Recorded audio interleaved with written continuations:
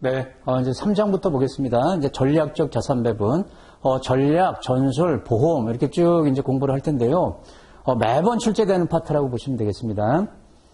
전략적 자산 배분, 가장 큰 그림 그리는 게 전략이겠죠, 여러분? 전술보다. 자, 이제 정의부터 이렇게 봐볼까요? 전략적 자산 배분이란 이제 기간은 이제 장기 관점에서 접근하는 거거든요. 장기적인 기금 내 자산 집단별 투자 비중을 이제 결정하고 중기적으로 약간 조정 들어갈 수 있어요. 위아래 뭐 플러스 마이너스 10% 또는 뭐 5% 인위적으로 이렇게 정해갖고 상한선, 하한선을 거기까지 정하는 겁니다. 자, 전략에 수립된 각종 변수들이 크게 변하지 않는다고 이제 가정을 하고요. 그래서 처음 구성했던 자산 비율을 그대로 유지하는 장기 관점의 의사결정. 그게 이제 기간 측면에서는 장기라는 거죠. 한마디로 말하면 전략은요, 처음에 이제 자산 배분을 하지 않았습니까? 비중을 정해서. 그러면은 웬만하면 안 바꾸겠다는 거예요. 그대로 가겠다는 겁니다. 운영기간 동안에. 단, 그대로 유지하는 걸 원칙으로 하는데, 가정이 크게 변하면, 그러면 수정해야죠. 이제 뒤에 나오겠지만, 예를 들어 이제 투자자 요구 조건이 달라질 수 있어요. 크게. 소소하게 달라지는 건 반영하지 않는데, 예를 들어 갑자기 이제 목돈이 필요해서 돈을 좀 빼야 되겠다. 그러면 이제 그 조정을 좀 할 필요가 있다는 거예요. 시장도 너무나 급변하게 되면. 그렇지 않으면 조정하지 않는데, 결국 안 한다는 건 아니고 할 수도 있다는 겁니다. 자, 전략적으로 자산 배분할 때 그 실행 4단계라고 그래서 이제 순서가 있는데요. 이게 시험에 가끔 나와요. 최근에도 나왔었는데, 이거는 점수 주는 겁니다, 여러분. 구체적인 내용이 나오지 않고 통성 출제가 요거 열거해 놓고 순서 잡아내는 거예요. 자, 우리 그 자산운용 과정 그 그림 이해하면 저절로 나오죠. 투자자, 투자 목적, 투자 제약 조건파 이게 제일 먼저 할 일이죠. 그 다음에 자산 집단 선택하고 나면 걔에 대한 기대 수익 위험 상관관계 이걸 이제 계산하고 그걸 결합해서 나중에 이제 최적 자산 구성을 하는 거죠. 이게 말하자면 이제 자산 배분하는 거예요. 이 순서에서 이 두 번째, 세 번째, 이 순서만 좀 주의하면 될 것 같아요. 그러면 전혀 어렵지 않은데, 자산 집단 선택이 먼저냐, 기대 수익률 계산하는 게 먼저냐. 물론 거꾸로 할 수도 있지만, 이걸 먼저 하는 게 좋은 겁니다. 그래야죠, 여러분. 이걸 먼저 한다 그러면 시장에 자산이 몇 개인지 모르는데, 그걸 미리 다 계산을 해놔야 되는데, 그거 뭐 시간 낭비잖아요. 내가 이제 투자하려고 하는 자산, 그걸 먼저 선정해 놓고, 그리고 나서 그것만 계산하면 이제 시간을 줄일 수 있으니까 이게 먼저고 그 다음에 이제 이게 이루어진다 이렇게 순서 조금 신경 쓰시면 되고요. 자 이제 교재 실행 과정이라고 이렇게 이제 말이 나와요. 그 이제 실행하는 과정에서 여기서 이제 핵심 뭐냐면 이 양쪽을 모니터링 하냐 안 하냐 이제 그게 조금씩 다른데 전략적 자산 배분은 이 모니터링을 안 하는 겁니다. 그래서 교재에 이렇게 확 눈에 들어오진 않지만 여기가 좀 선이 달라요. 여기 점선으로 이렇게 돼 있어요. 그게 무슨 말이냐면 처음에 이걸 이쪽하고 이쪽하고 파악해서 자산 배분했으면 그대로 가는 걸 원칙으로 한다. 계속 모니터링해서 반영하지 않는다는 겁니다. 다만 여기 앞에서 우리 첫째 시간 본 거하고 우측 좌측이 바뀌었죠. 투자자 이쪽이 우측으로 갔고 자본시장 이게 좌측으로 갔는데 항상 우리는 뭘 생각해야 되냐면 투자자 이쪽에서 나오는 게 뭐다? 위험 허용도입니다. 투자자의 위험 허용도, 공격적, 보수적 뭐 이렇게. 그리고 시장에서 나오는 게 당연히 뭐겠어요? 자산 집단의 기대 수익률, 위험, 상관관계. 그러니까 이런 항목들은 이쪽에서 투자자 위험 성향은 이쪽에서 나오는 거겠죠? 당연히. 이걸 모니터링 안 하겠다는 거예요. 자, 그럼 구체적으로 교재에 보시면 거기에 이제 이렇게 동그라미를 해놓고 1부분이 단절된 이유, 2부분이 단절된 이유 뭐 이렇게 해서 설명하고 있어요. 이런 얘기입니다, 여러분. 그냥 이걸 받아들이면 돼요. 이 전략적 자산 배분은 시장 상황 변화, 이게 이제 시장 예측 활동, 그걸 하는 거냐 안 하는 거냐 그 뜻이에요. 안 한다는 겁니다. 장기적인 자본시장 예측치를 사용하기 때문에 중단기적으로 시장에서 달라지는 게 뭐겠어요? 자산 집단의 기대 수익률, 위험, 상관관계 이런 것들을 일정하다라고 보겠다는 겁니다. 변하지 않으니까 다시 추정할 필요 없다. 다시 계산은 안 하겠다. 일정하다라고 가정한다. 그래서 단기 시장 상황 변화를 반영하는 거다 안 하는 거다? 전략에서는 반영하지 않는다. 이런 뜻이고요. 그 다음에 투자자의 위험 허용도 정도의 변화. 이거는 이제 투자자 조건, 그 측에서 나오는 거죠. 이것도 안 달라진다고 보는 거예요. 그러니까 시장 상황 변화에 따라서 투자자의 위험 허용도 쉽게 위험 성향을 얘기하는 거죠. 변화가 있다, 없다? 없다라 가정한다. 이쪽도 일정. 사실은 달라질 수 있는데, 일정하다라고 가정하겠다, 이런 뜻이죠. 그래야만 조정을 안 해도 되는 거니까.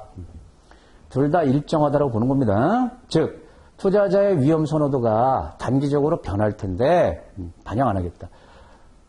여러분 그렇잖아요. 주식시장이 화랑일 때는 자기도 모르게 좀 낙관적 자세를 취하니까 위험에 너그러워지지 않습니까? 주식 투자를 많이 하려고 그러고 주식시장이 안 좋으면 자기도 모르게 보수적으로 바뀌거든요. 이런 걸 반영 안 하겠다는 겁니다. 안 바뀐다고 보겠다는 거예요.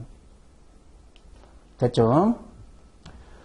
자, 전략적 자산 배분, 큰 그림 그리는 건데, 이 의사결정은 누가 하냐? 자, 투자자가 하는 걸 원칙으로 합니다. 운용자가 한다 그러면 안 돼요. 투자자가 하는 거예요. 그리고 이대로 운영해달라, 배분해서 종목 골라서 해달라, 이렇게 하는 거예요. 그래서 투자자가 정해야 되고요. 운용자는 투자자가 정해준 대로 전략적 자산 배분 하에서 미리 정해진 그 테두리 안에서 자금만 위임받아서 투자를 해야지, 자산 배분을 자기가 직접 하면 곤란하다. 원칙이 이렇다는 겁니다. 원칙. 투자자가 하는 게 원칙이다. 아시겠죠?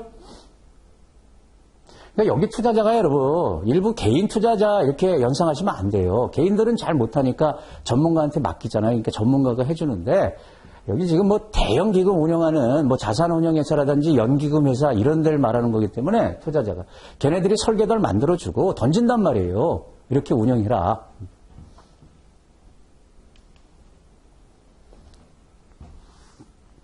자, 그 다음에 이제 분산 투자 관련된 얘기가 나오는데, 이 전략적 자산 배분은 처음에 어디서 나온 거냐면, 여기 이론적 배경이란 말이 있죠? 이론적 배경이 그 유명한 포트폴리오 이론에서 나온 겁니다, 여러분. 포트폴리오 이론. 이 방법대로 이제 최적의 자산 배분을 하는 게 전략이에요. 이제 해리 마코이츠라는 사람이 이제 포트폴리오 이론 얘기를 하지 않았습니까? 이거 나중에 그 분산 투자 이론 그 과목에 가시면 훨씬 자세하게 이제 나올 텐데, 여기 이제 간단하게 볼게요, 여러분. 포트폴리오 이론이 뭐예요? 그러니까 최적의, 나는 지금 최적의 이제 포트폴리오를 만들려고 하는 거예요. 그때 이제 단계가 있는데 제일 먼저 해야 되는 게 뭐냐면, 시장에 지금 내가 투자 가능한 자산들이 있다? 그럼 자산들의 기대 수익률 위험 상관관계를 다 미리 계산해야 돼요. 다 기대 수익률 위험 상관관계를 계산했다고 치고, 그리고 나서 거기서 종목을 추려야 되는데, 지배 원리를 적용하는 겁니다. 여러분, 지배 원리가 뭐죠? 수익률이 똑같을 때 위험 낮은 거, 위험이 똑같으면 수익률 높은 게 좋은 거 아닙니까? 상대적으로 안 좋은 걸 이제 지배한다. 그런 원리로 수익률은 높고 위험이 낮은 그런 종목을 이제 추려내는 게 지배 원리라고 얘기하는데, 그래서 추려진 종목을 갖다가 우리가 이제 효율적이라는 말을 쓰죠. 효율적 증권을 이제 고르는 거예요. 그러니까 이제 사전에 기대 수익률을 1000개에 대해서 이렇게 계산을 해놨다. 그럼 거기서 이제 지배 원리를 적용해서 종목을 추려요. 그래서 그걸 좌표를 찍어요. 여기 그래프를 보시면 이쪽이 위험의 축이고 이쪽을 이제 수익률의 축으로 놓고 계산값을 쭉 찍어요. 찍어서 지배 원리를 적용해서 효율적 종목을 골라내면 이렇게 이제 선이 나옵니다. 그런 종목들을 쭉 연결하면 이렇게 체감하는 형태의 노란 선이 나오는데, 이걸 갖다가 우리가 에피션트 프론티어, 이걸 효율적 투자선이라고 부르죠. 그러면 종목을 많이 추렸지만 그래도 종목이 많죠. 그 다음은 어떻게 해야 돼요? 여기서 이제 최적의 자산을 찾아야 되는 거거든요. 그걸로 배분해야 되니까. 그 다음에 이제 무차별 곡선이라고 그러는데, 이게 이제 투자자 위험 성향을 보는 게 무차별 곡선이에요. 투자자 위험 성향을 파악해서 이걸 그래프로 만든 게 무차별 곡선인데, 요걸 한 다음에 그러면 효율적 증권 중에서 무차별 곡선 이제 접하는 점 그래프로 보면 투자자 위험 성향을 고려해서 최적의 이제 증권을 찾아낸다. 요게 효율적 투자선이거든요. 효율적 투자선은 이런 모양이에요. 기울기가 가파른 것도 있고 좀 완만한 것도 있는데, 그럼 요 접하는 점이 이 투자자의 최적의 자산이 되는 거고, 이걸 확장하면 그 자산도 포트폴리오로 이렇게 확장할 수가 있죠. 최적의 포트폴리오가 되는 거고, 그럼 그대로 운영 들어간다. 근데 보수적 투자자일수록 이 접점이 여기서 나와요. 최적 자산이. 왜 그럴까요? 보수적이니까 수익, 위험 작게, 수익도 작게. 이게 최적이 되는 거고, 공격적은 부자 되고 싶으니까 위험 크게, 수익도 크게, 이렇게 이제 배분점이 나온다. 이게 포트폴리오 이론이죠. 이게 전략하고 이제 관련이 있다는 겁니다. 네, 여기까지 하고요. 이걸 갖다가 이제 포트폴리오 이론 또는 이제 최적화 방법이라고 불러요. 수익과 위험을 그 조합을 찾아내서 최적의 자산을 찾아낸다. 그래서 최적화 방법이라 부르는데 이 최적화 방법이 이제 완벽한 게 아니라는 거예요. 효율적 투자선을 정확히 규명하는 게 가능하다, 불가능하다? 불가능하다. 그러니까 기대 수익과 위험을 사전에 계산해 갖고 이제 좌표를 찍는 건데 그 계산값이 오차가 생길 수 있겠죠, 여러분. 과거 데이터를 이용해서 이렇게 계산하는데 완벽하게 계산을 못 하는 거예요. 이런 것들이 과거 자료를 이용해서 추정하는 거기 때문에 이걸 사전에 해놔야 되는데 이게 이제 오류가 있을 수 있고 추정 오차가 존재한다. 추정 오차가. 그래서 효율적 투자선 이걸 찾아내기가 만만치 않은 거예요. 그래서 이제 제목을 보시면 추정 오차를 반영한 효율적 투자선 또는 투자 기회선은 이제 어떻게 이제 보고하냐 최적 자산 배분을 할 때 추정 오차가 존재한다면 자, 요 말이 중요합니다. 효율적 투자선을 선이 아니고 영역으로 표시해서 최적화를 실행한다. 영역. 그러니까 여기에 굉장히 굵게 돼 있죠, 여러분. 예를 들어서 이 선상에 있는 것들이 다 효율적 증권이라고 보는데 계산을 조금 잘못해서 이렇게 위아래로 벗어나는 것들 있잖아요. 그럼 이거는 고려하지 않을 거냐. 내가 잘못 계산했을 수도 있는데. 그래서 이 밴드를 넓게 이렇게 가져가서 이 안에 들어오는 것들은 다 최적화, 효율적 증권으로 보자. 사용을 하자. 그겁니다. 그래서 선이 아니고 영역으로 표시해서 좀 넓게 접근해서 최적화를 실행할 수 있다. 오차를 이제 반영한다 그러면 아시겠죠? 그럼 영역으로 표시한다. 그거 기억하시고요. 이런 식으로 그 영역으로 표시해서 이렇게 굵게 이렇게 하는 것을 뭔가 이름을 붙여야 돼요. 그래서 퍼지란 말을 붙여요. 퍼지 투자 기회선이다. 영역으로 확대해서 표시하는 것을. 이거는 이제 전문적인 용어는 아니고요. 그냥 실무에서 사용하는 건데, 퍼지 투자 기회선. 이렇게 이제 표현한다.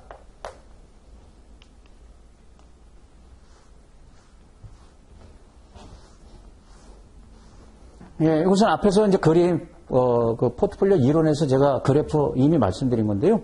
최적 자산 배분 어떻게 선택한다? 효율적 투자 기회선. 이것은 지배 원리하고 관련이 있는 겁니다. 지배 원리를 만족하는 종목들을 쭉 연결한 선이고, 투자자 무차별 곡선. 이것은 투자자의 위험 성향을 이제 그래프로 만든 겁니다.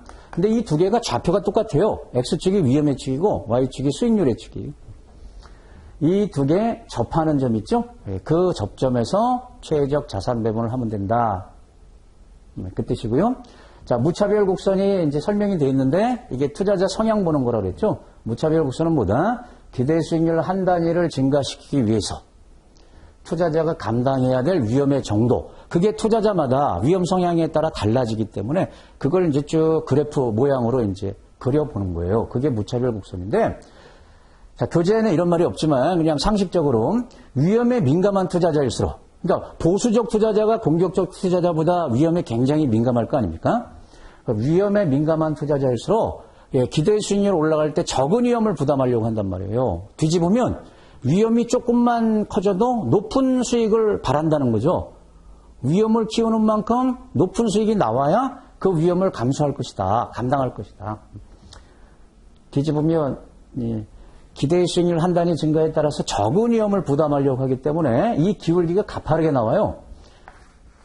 자, 이쪽 위험의 축, 수익률의 축 그랬을 때 이런 식의 체증형이 나오는데 이 기울기가 가파르게 나오는 게 위험에 민감한 투자자들이에요.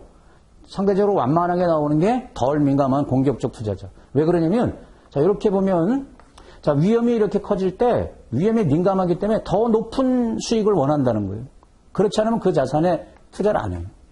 공격적 투자자는 좀 너그러웠고 위험 증가에 대해서 수익률이 조금만 높아져도 관심을 갖는 거예요.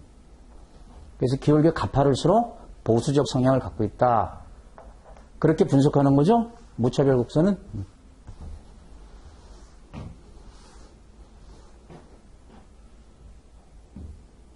네, 이 과정에서는 여기까지만 하고 제가 자꾸 그 분산 투자 그 과목을 언급하는데 거기 가시면 이제 자세하게 나올 거예요. 자, 지금 우리 뭐 보고 있다? 전략적 자산 배분을 보고 있는데 전략적 자산 배분의 이론, 근거가 되는 게 뭐냐? 그게 포트폴리오 이론이라는 거예요. 그래서 포트폴리오 이론이기 때문에 거기서 사용하는 용어들 있죠. 효율적 투자선, 무차별 곡선, 최적화 방법 이런 용어들 나오면 다 전략과 관련된 거예요. 전술이 아니고 전략. 자, 최적화를 이용한 전략적 자산 배분. 이게 이제 문제점이 이미 앞에서 봤었죠, 여러분. 문제점이 있는데 또 이걸 또 교재가 정리를 해놨어요. 일단 핵값이 불안하다. 그러니까 입력 자료를 약간만 변화시켜도 그 수치가 완전히 달라져서 자산 배분이 틀어지게 돼 있어요. 앞에서 봤잖아요. 그래서 효율적 투자선을 퍼지로 이렇게 영역으로 바꿔서 이제 보기도 하니까 핵값이 오차가 있다. 또 기법 자체가 좀 난해해요. 최적화 기법이. 아까 그래프로 보면 간단해 보이지만 그걸 실제로 구현하려고 그러면 굉장히 어렵습니다. 이게 이제 평균 분산 최적화 방법이라 불러요. 왜냐하면 수익률을 평균으로 계산했어요. 마코이츠가. 평균 개념으로 받고 분산, 위험을 이제 분산가, 표준편차 제곱이죠. 그런 뜻이에요. 수익률과 위험을 이걸로 썼다. 그래서 평균 분산 최적화 방법은 이론적으로는 완벽하다는 거예요, 여러분. 이론적으로는 완벽한 뒷받침이 되지만 직관적으로 이해하기 쉽다, 어렵다? 어렵다. 직관적으로 이해하기 어렵다. 이것도 문제점이고 또 운용 조직 간에 갈등이 있을 수 있대요. 그러니까 이 최적화 모형대로 만약에 자산 배분을 하기로 했어요. 그러면 그 이제 운용자들한테 자금이 할당되는데 자금을 할당받지 못하거나 적게 할당받는 그런 이제 운용자들이 불만을 제기할 수 있다는 거예요. 문제를 제기한다.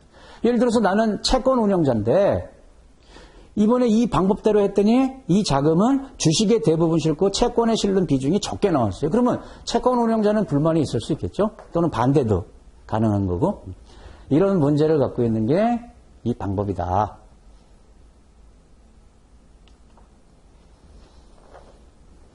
네, 포트폴리오 이론. 그러면 전략적 자산 배분이다. 아시겠죠?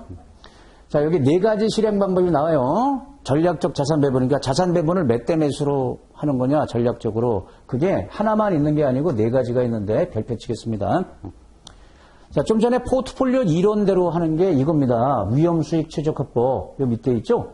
이론적으로는 위험수익 최적화법으로 자산을 배분하는 겁니다. 다시 요거부터 보면 지배원리란 말 나오죠? 그럼 여기서 효율적 투자선이 나오는 거고 그걸 통해서 투자자 성향을 고려한 무차별 곡선 접점에서 최적 포트폴리오 만들어내는 방법. 그게 위험수익 최적화법인데 이게 이제 단점이 있었죠. 입력 변수 수준 변화에 따라서 달라진다.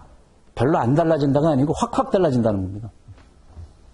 그런 문제가 있어서 그럼 다른 방법으로 배분하면 어떻겠냐 해서 세 가지가 이제 더 있다 이렇게 보는 겁니다. 그 중에 요 시장가치 접근법 요것도 굉장히 중요해요. 위험수익 최적화 방법 말고 시장가치 접근법이라고 부르는데 이건 뭐냐면 시가총액 비율과 동일하게 자산 배분을 해서 포트폴리오를 만드는 거예요. CAPM 이론에서 말하는 시장 포트폴리오 만드는 거예요. 쉽게 말하면 시장 포트폴리오, 시장하고 똑같은 인덱스 펀드를 만드는 거다. 그렇게 배분하는 거예요. 삼성전자 비중대로 많이 싣고 현대차 시가총액 비중대로. 그리고 CAPM 역시 이게 분산투자 이론에서 나오는 건데 CAPM 이론이 여기서 여러분 이제 위험 포트폴리오를 시장 포트폴리오를 쓰는 거거든요. 모든 시장에 있는 모든 주식으로 만든 포트폴리오 그걸 가정해서 자산 배분하거든요. 이런 말 나오거나 시가총액 비율대로 한다 이런 말 나오면 그걸 시장가치 접근법이라 불러요. 근데 이거 단점이 뭐다? 돈이 적으면은 하기 어렵죠. 왜냐하면 모든 종목을 편입시켜서 복제를 해야 되는데 시장하고 똑같은 복제를 해야 되는데 돈이 많아야 되겠다. 그래서 돈이 작으면 적용하기 어렵다. 다음에 투자자별 특수 상황 고려하는 법이 있어요. 이건 뭐냐면 좀 유연하게 하는 겁니다. 이렇게 특정 이론대로 하는 게 아니고 특정 법칙이 아니고 투자자 요구사항을 반영해 주겠다. 투자자 요구사항. 이런 법도 있고 또 보편화되어 있는 방법은 뭐냐면 다른 금융기관이 하고 있는 걸 모방해서 하는 거예요. 여러분. 벤치마크. 나쁘게 말하면 표절하는 거. 시장에서 이미 실행되고 있는 자산 배분, 그 이제 성공적으로 실행되고 있는 그거를 이제 쫓아가는 거죠. 그 방법대로 하는 거. 이렇게 이제 네 가지가 있는데 이것도 보편화돼요. 여러분 이 용어를 잘 보세요. 시장가치접근법, 위험수익 최적화법, 투자자가 요구하는 대로 하는 법, 다른 금융기관이 하고 있는 걸 모방하는 법 이런 말들이 나오면 이게 생소하지 않습니까? 아 이거 전략적 자산 배분 실행 방법이지 이게 떠올라야 되겠죠. 제일 먼저는 그게 떠올라야 되고 그 다음에 이제 시장가치 접근법은 구체적으로 어떻게 하는 거야? 위험수익 최적화는 뭘 말하는 거야? 이게 떠올라야 되겠죠. 왜냐하면 시험에서 이런 용어들을 주고 이거는 전술적 자산 배분에서 사용하는 거다 이런 식으로 낸단 말이에요. 전술에서 사용하지 않습니다. 전략에서 사용하는 거지. 됐죠? 자, 이건 이제 교재에는 없는데 그냥 연습 삼아 좀 이제 공부 목적으로 볼게요. 전략적 자산 배분에 대해서 쭉 정리를 했고요. 지금 이제 내가 포트폴리오를 만들어야 돼요. 전략적으로. 근데 이제 세 개의 자산을 구성하는 거예요. 채권, 주식, 부동산. 얘네들의 기대 수익률을 측정했더니 이렇게 나오고 내가 이제 자산 배분 비율은 채권에 좀 많이 실으려고 하는 거예요. 7대 2대 1. 그럼 우리 이걸 보고 이 세 가지로 구성된 포트폴리오 기대 수익률을 계산해낼 수 있죠? 어떻게 계산하는 거예요? 포트폴리오 수익률은 개별 자산 수익률에다가 걔네들이 차지하는 작은 비중이 있잖아요. 전체에서 차지하는 비중.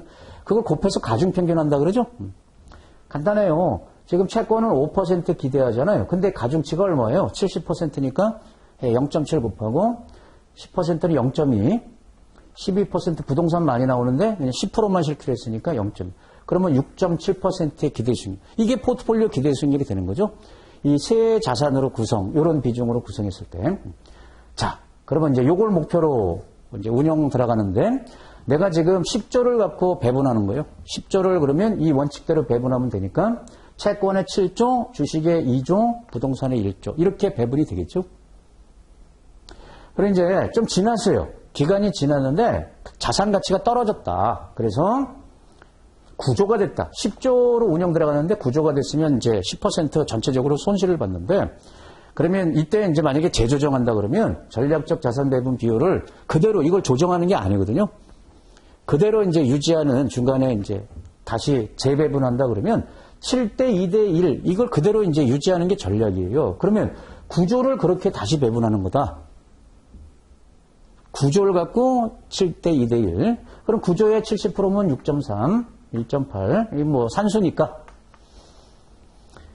구조를 이렇게 다시 배분해서 역시 그러면 요 수익률은 달라지지 않죠, 여러분. 전략에서는 처음에 이 수익률을 그대로 유지하겠다는 거니까. 규모가 달라져서 그걸 재배분하는 것 뿐이지. 예, 이게 이제 간단한 전략적 자산 배분 사례라고 보시면 되겠어요. 뒤에 보면 전략적 그 사례 그래서 이제 우리나라 국민연금하고 미국 연금 얘기가 나오는데 그건 뭐 시험하고 무관하니까 넘어가겠습니다. 자, 이번 시간에 이제 전술까지 같이 보겠습니다. 전술적 자산 배분, 전술. 비슷하게 구성이 되어 있어요, 여러분. 특징 뭐 정의 이런 게 나오고 이론적 근거가 나오고 시장 뭐 조건을 어떻게 가정하는 거냐, 모니터링 해야 되냐, 안 해야 되냐 비슷한 순서로 나와 있죠. 자, 한 번에 묶어서 이 전술적 자산 배분의 정의, 운영 과정, 운영상의 권한과 책임, 그 핵심만 볼게요. 자, 얘는 뭐다? 시장 변화 상향을 예상합니다. 시장 예측 활동을 끊임없이 하는 게 전술이에요. 시장 예측 활동. 그것도 어떻게? 사전적으로 미리 한다는 겁니다. 예상해서 미리 자산 구성을 변동시켜서 투자 성과를 높이려고 하는 게 전술이에요. 전술은, 전략은 시장의 평균 수익률을 목표로 한다 그러면 전술을 왜 하겠어요? 초과 수익을 좀 내고 싶어서 하는 거예요. 그때그때 좀 조정해가지고. 그러니까 좀 높은 성과를 목표로 해서 자산 배분 비중을 조정하겠다는 건데 미리 예측 활동을 통해서 사전적으로 사후라 그러면 안 돼요. 사전적으로 미리. 그래야지 좀 고수익을 낼 수가 있죠. 근데 어떻게 조정하냐면 이게 이제 뒤에도 나오지만 역투자 방식입니다. 고평가된 거 줄이고 저평가된 거 사고 시장하고 반대로 조정하기 때문에 역투자 방식으로 조정하고요. 그럼 이게 핵심이 뭐냐면 고평가됐는지 저평가됐는지 거기에 따라서 고평가된 걸 줄여야 되겠죠.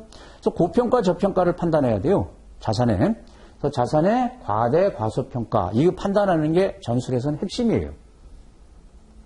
자, 운용 과정에서 전략적 자산 배분으로 전략에서 큰 그림이 나오지 않았습니까? 예, 결정된 포트폴리오를 그 이제 시장 전망입니다. 전망에 따라 여기는 기간이 중자가 들어갑니다. 중자 또는 뭐 중장기, 중단기, 중자가 들어간다. 중단기적으로 조정하겠다는 거다. 뭐를 이용해서 가격이 시장에서 왜곡될 수 있다. 고평가, 저평가되는 현상을 활용해갖고 고수익을 지향하는 거다. 운용 과정에서 계속 이제 조정 들어가는 거예요. 운용상의 권한과 책임, 자산 배분 이제 변경으로 인해서 전술에서 운용 성과의 변화는 이건 누가 책임져야 되냐면 의사결정자가 책임진다는 거예요. 의사결정자. 즉 투자자가 아니고 운용자 책임이라고 보면 돼요. 여러분 앞에서 전략적 자산 배분은 원칙이 누구라 그랬어요? 투자자가 정하는 게 원칙이라 그랬죠? 운용자가 하는 게 아니에요. 근데 이거는 반대예요. 어떻게 보면. 전술적으로 자산 배분 조정하는 것은 처음에 계획한 거하고 달리 조정하는 거니까 고수익을 늘려요. 그 결과가 다 누구한테 귀속된다? 그 해당 의사결정자니까 운용자라고 봐야 되겠죠. 투자자보다는. 물론 이제 투자자 동의를 받았다 그럴 수도 있지만 일반적으로 이 자리에 투자자가 들어가면 안 되고 의사결정자는 주로 이제 운용자니까 운용자 책임이다. 자, 전술에 이제 또 이론적 배경이 나오죠. 이런 용어들 있죠, 여러분. 역투자 전략을 핀다, 과잉 반응, 평균 반전 현상을 이용한다, 이런 표현들 나오면 이게 이제 전술하고 관련된 거예요. 전술의 이론적 배경. 여러분, 역투자 전략은 뭐예요? 이거 상대 개념이 시장 순응 전략이라고 있죠, 여러분. 시장 쫓아서 가는 거. 근데 시장은 반대로 간다, 이게. 내재 가치와 시장 가격을 비교해서 고평가되면, 그러면 이제 주가 비싼 거 아닙니까? 매도. 저평가된 게 매수. 그러니까 올라가고 있으면은 떨어질 것 대비해서 미리 팔아놓고 떨어진 것은 다시 올라갈 것 대비해서 미리 사놓고 시장하고 반대로 이게 역투자죠. 그래서 영어로 이걸 네거티브 전략이라고 불러요, 여러분. 네거티브 피드백 이게 전략이죠. 음성 피드백 전략, 네거티브. 그리고 얘는 시장하고 반대로 시장과 싸우면서 간다. 그래서 이제 오목이 아니고 볼록 이런 용어 나오면 전술하고 관련이 있고요. 과잉 반응과 평균 반전을 이용해서 이제 초과 수익을 내는데 과잉 반응이라는 건 뭐예요? 시장에 어떤 정보가 나왔을 때 거기에 이제 지나치게 반응한다는 거죠. 지나치게 반응하면 시장 가격이 왜곡되잖아요. 내재 가치로부터 벗어날 수가 있다. 이걸 갖다 이제 가격 착오 현상. 그게 과잉 반응 현상이고 다시 말하면 비효율적으로 움직인다는 걸 얘기하는 거죠, 여러분. 효율적으로 가격이 움직이는 게 아니고 비효율적으로 가격이 움직이는 이걸 이용해서 고평가된 거를 매도하고 저평가된 걸 매수해서 들고 가는 거예요. 그런데 여러분 이것만 이용하면 수익이 안 나겠죠. 이것도 반드시 전제가 되는 겁니다. 고평가된 건 다시 평균으로 돌아올 거다. 저평가된 것도 평균으로 돌아오면서 올라갈 거다. 그러니까 고평가된 걸 팔아놔서 그게 평균으로 돌아오면 떨어지는 거니까 수익이 나고 저평가된 건 미리 사놔서 평균으로 돌아오면서 올라갈 거 아닙니까? 그래서 이제 수익을 내고 이렇게 다시 평균으로 돌아올 거다. 이것까지 전제를 하는 거예요. 즉 단기적으로는 시장 가격이 내재 가치에서 벗어나지만 장기 관점에서 보면 다시 내재 가치, 평균 값으로 돌아올 거다. 평균 반전 현상. 즉 이 평균 반전 현상이 의미하는 게 뭐다? 단기적으로는 왜곡이 될 수 있지만 장기적으로는 다시 효율적으로 바뀔 거다. 그래야 여러분 미리 선제적으로 조정해서 수익이 날 테니까 이걸 전제로 한다는 거고요. 그럼 여기 랜덤워크란 말이 있지 않습니까? 갈지자 행복. 이 랜덤워크 현상하고 전술은 전혀 관련이 없습니다. 다르다 이렇게 되어 있죠. 그럼 랜덤워크 이론이라는 것은 효율적 시장을 설명하는 거죠. 시장이 효율적이기 때문에 가격 예측하기 어렵다. 예측하는 건 무의미하다. 그걸 설명하는 게 랜덤워크란 말이에요. 근데 이 평균 반전이나 과잉 반응은 특히 평균 반전이 평균으로 돌아오니까 효율적이다. 그게 아닙니다. 비효율적이었던 게 다시 효율적으로 온다는 것뿐이지 이거 다릅니다. 그래서 이런 용어들은 얘와 관련이 있지만 랜덤워크는 관련 없다는 거. 시험에 나왔었죠, 여러분. 랜덤워크 현상을 이용한다. 그럼 틀려요.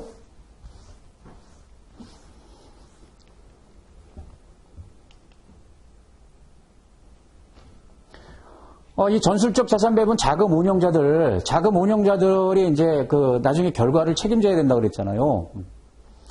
이제 그 얘기를 하겠다는 겁니다. 그러니까 이제 전술적 자산 배분은 전제가 이거예요. 자금 운용자들은 냉철한 판단을 할 수가 있어서 과대평가된 만약에 주식이 있으면 그걸 매도하고 과소평가된 주식이라고 보면 매수할 수 있다고 보는 거예요, 여러분.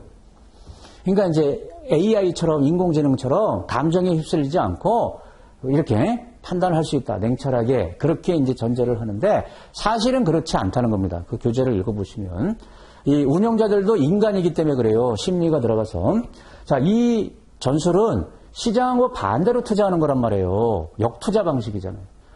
시장 분위기에 역행하는 투자를 해야 되고 또 이 성과가 나오려고 그러면 한참 기다려야 돼요.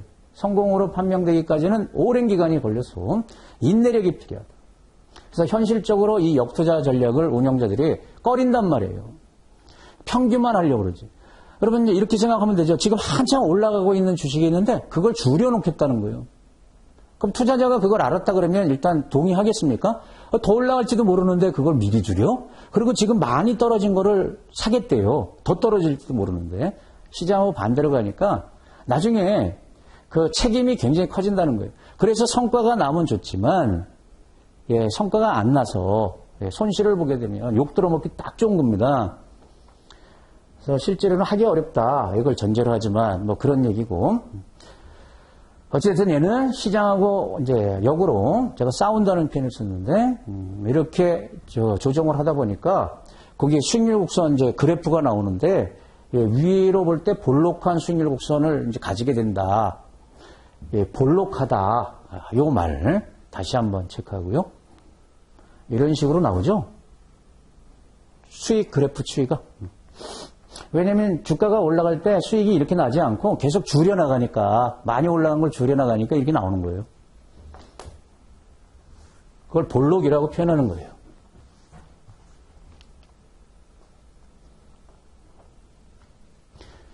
자, 가치평가 과정, 투자 위험 인내 과정. 이건 뭐냐면 그 자산운용 그 그림이 있었죠. 이렇게 플로우에서 모니터링 할 거냐 안 할 거냐 그거예요.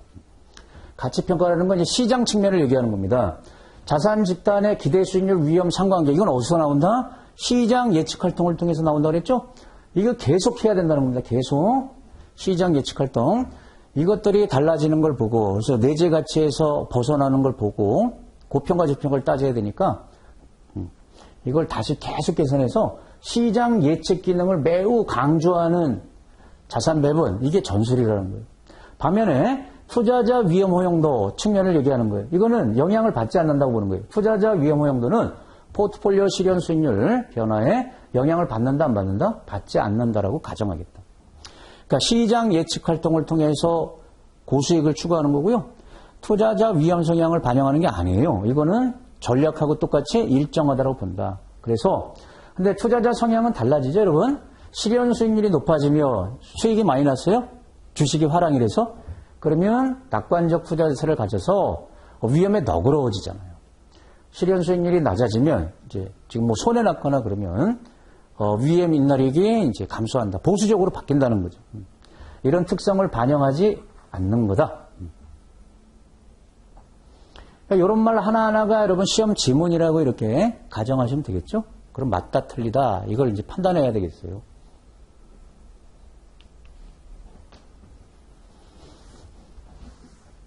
자, 사절 제목을 보면 전술적 자산 배분에 여기는 실행 도구란 말이 나와 있어요. 전략에서는 실행 방법이라는 말을 썼는데 굳이 그 두 개의 의미를 둘 필요는 없지만 여기 왜 도구라 그랬냐면 이 전술에서 핵심 뭐냐면 자산의 고평가 저평가를 판단하는 거예요.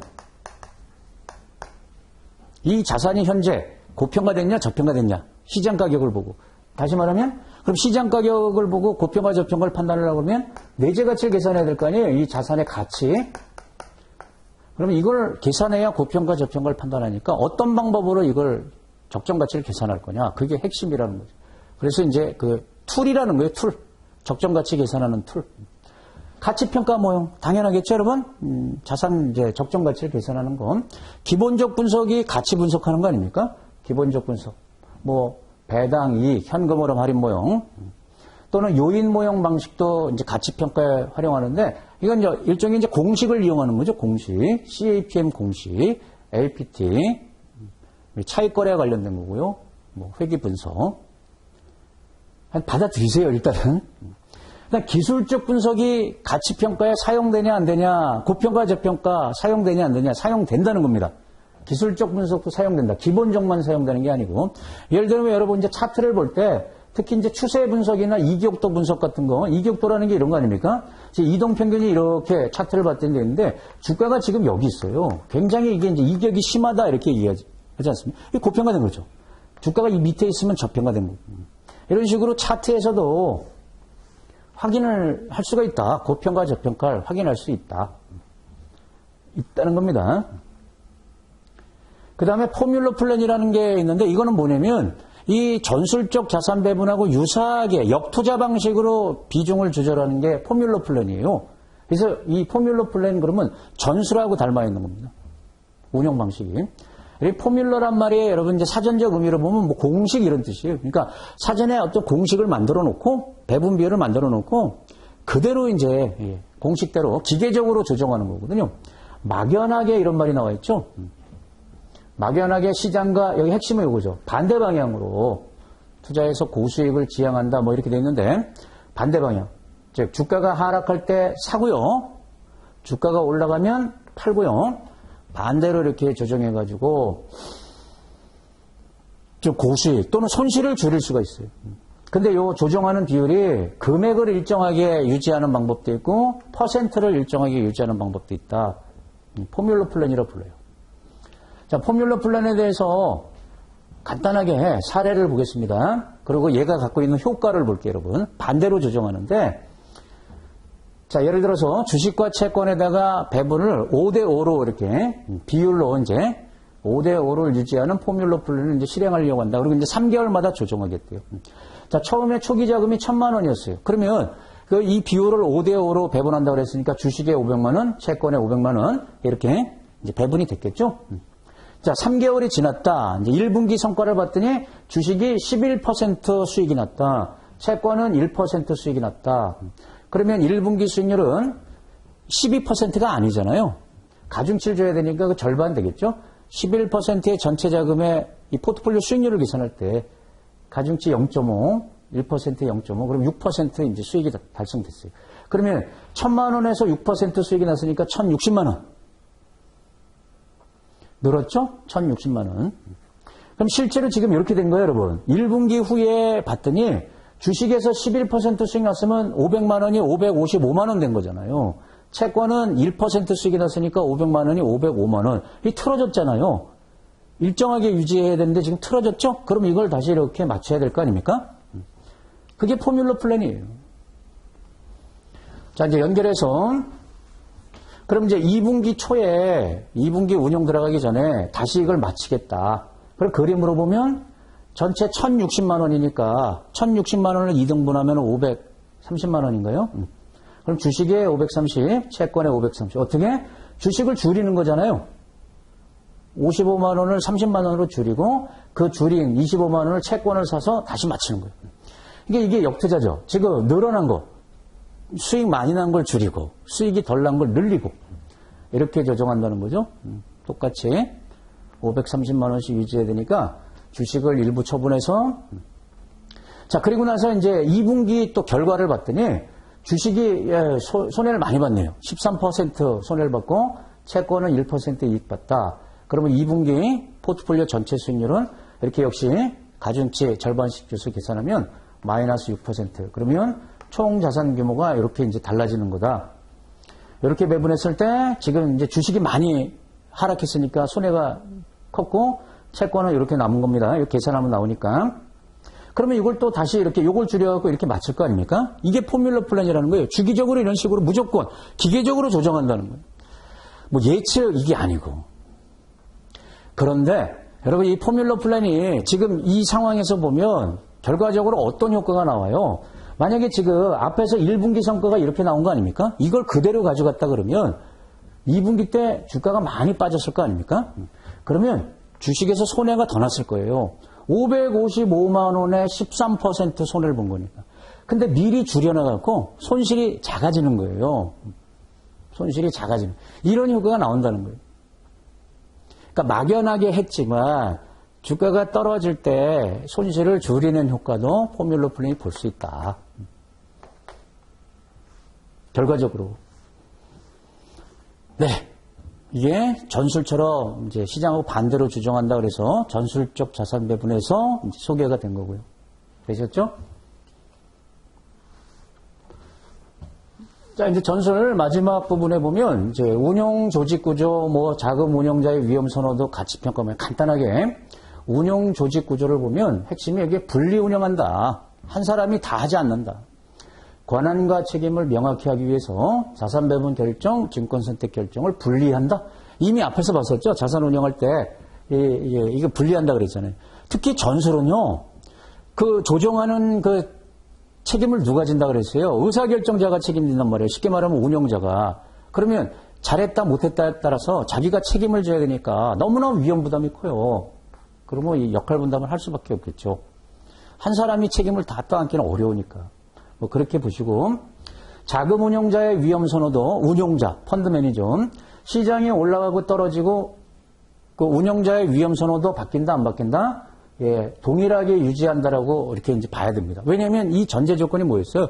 투자자의 위험 성향 달라지는 거 반영 안 한다 그랬잖아요. 그러면 운용자도 그거에 똑같이 운용을 해줘야 된다 이거예요. 운용자가 예, 성향이 달라지면 되겠어요?